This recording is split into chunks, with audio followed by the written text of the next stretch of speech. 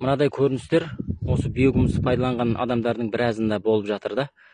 Бұл сөзім арқылы мен биогумусты жаман, нашар қолданбаңыздар деп айтқым келіп тұрған жоқ. Мүлдем ондай емес. Менің айтпағым, біздің елімізде өзіміздің отандастарымыз қалай болса солай өндіріп жатқан, технологиясын сақтамай дайындап жатқан биогумустар біраз қиындық тудырып жатыр. Онымен қаласаңыздар да, қаламасаңыздар да келісесіздер деп ойлаймын. Себебі осының алдында саршымақ туралы салған видеомда біраз адам осы биогумусты пайдаланудың кесірінен саршымаққа тап болғандарын айтты да.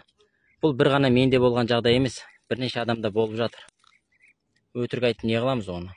Я, биогумустың пайдасы бар, органикалық тыңайтқыш, оған ешкім күмән келтіре қоймас. Дегенмен әр нәрсе өз орнымен, өз бабымен істеліну керек. Айтады ғой, шымшық сойса да қасапшы сойсын деп. Сол сияқты сіз биогумуспен айналысам деп, және оны сатып пайда табам дедіңіз ба, онда оны алатын адамның да несін, әуре сарсаңын ойлау керексіз да. Істеп жатқан ісіңізге жауапкершілікпен қарау керексіз. Жай ғана жауапкершілік емес, үлкен жауапкершілікпен қарау керексіз.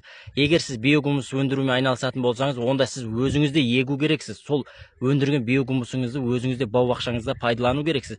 Егер сіз пайдаланбайсыз ба, онда ол істі қоя салыңыз, айналайындар.